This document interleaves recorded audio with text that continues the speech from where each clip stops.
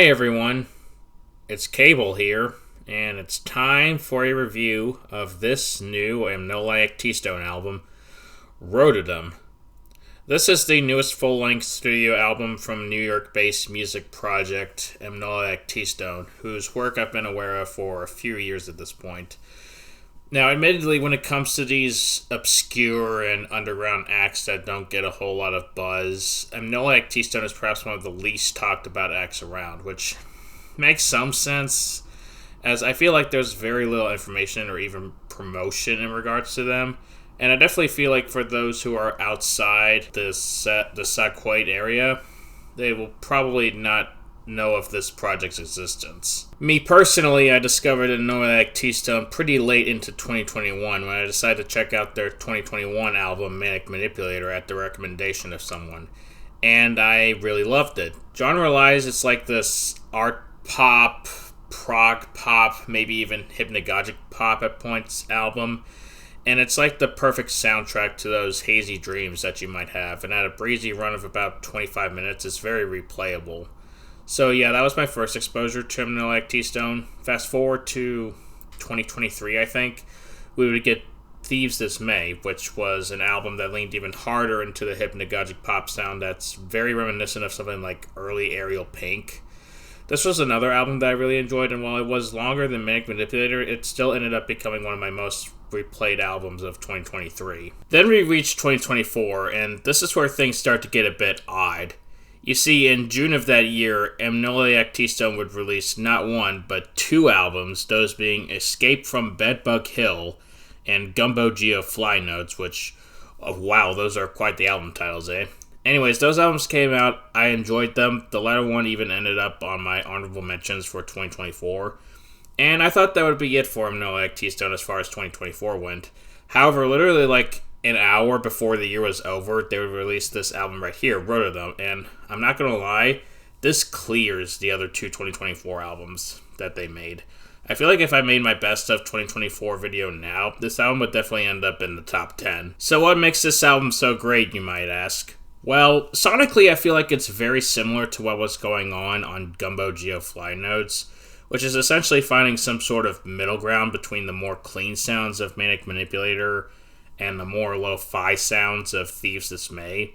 But while Gumbo Geo Fly Notes only ran for a measly 23 minutes and didn't necessarily have enough room to expand upon itself, Rotundum goes for 43 minutes, which allows me to become more invested in the world that this album builds. I also gotta say, the album cover feels more, interesting than the covers of the other 2024 albums. Sure, it's just a shot of what looks like a boat, but I feel like Amnoliac Teastone works best with these, I guess, aquatic themes, whether they be intentional or otherwise. Like, I got that off of Manic Manipulator and Thieves This May, and I do feel like that is also present here. But let's just go right into some of these songs that are on the album. The opening track, Unity Projector, is a fun way to kick off the album. It features this very hooky intro that expands into this lovely little passage. I guess it could be classified as an intro track, given how relatively brief it is, but I still love it regardless. We then get the song Hollow, which was released as a teaser track back in 2022, I believe, so it's quite obvious that they've been working on this album for quite some time. Anyways, this song is amazing too. I can definitely hear the Ariel Pink influence on display here, particularly with the vocal performance. I also think the chorus sounds glorious in a way that I'm not really sure how to describe it. There's also the song Unknown, which was released alongside Hollow, and it's another highlight on the album for me for similar reasons. I believe Brigade was initially released as a single back in 2023 and was also featured on some charity compilation, if I remember correctly. It's another highlight, and it feels so carefree with its bouncy synth melody and also the vocals, which sound very nonsensical. The song K3 is one of the longer cuts on the whole album, clocking in at nearly 6 minutes. But I feel like this song earns its runtime, as it almost feels like a climax for the whole album in a strange sort of way. I also just want to briefly shout out the instrumental Narrow the Spoke, which feels so serene in its flow. So yeah, all those songs are spectacular, and definitely some of my favorites off the album. There are some songs that don't completely hit me as being like super amazing though, like the song Culpa, which is very nice and I enjoy it, but I do feel like the song itself is kind of underdeveloped. I could also say the same thing about the closing track, No Time, to some extent, but I feel like there it makes more sense as its main purpose is to be an outro track of sorts. I also feel like Sawbirds is probably my least favorite song on the whole album as it feels too in your face for me personally, but it's thankfully only less than a minute long, so it's not really a huge deal. There are some other songs that I could talk about briefly here, but I feel like I've already said everything that I wanted to say in regards to how the album sounds and what the songs are like without having to repeat myself way too much. I guess the only other thing that I could reasonably touch up upon is the flow of the whole album, which, in that regards, I'd say it's overall pretty good. I don't think it flows as nicely as Thieves' Dismay or Manic Manipulator, but nothing about it felt too jarring to me, which I appreciated a good deal.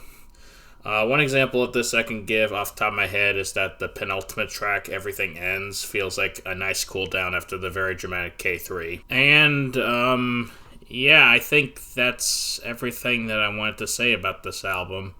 Overall, I really loved it, and like I said towards the start of the video, if I were to redo my year-end list to account for late releases, this would definitely land somewhere in my top 10, and honestly, the more that I think about it, I don't think this would be that bad of a starting spot for anyone looking to get into Amnoliac Teastone's work. It helps that this album, as well as Manic Manipulator and Thieves' Dismay, are on streaming platforms, and you can download all of their work for free on Bandcamp, which is also nice. And yeah, I don't really know what else to say in regards to this album or this artist as of right now, so I'll just leave it at that. Hope you give this album a shot, and yeah, I'll see y'all later. Bye.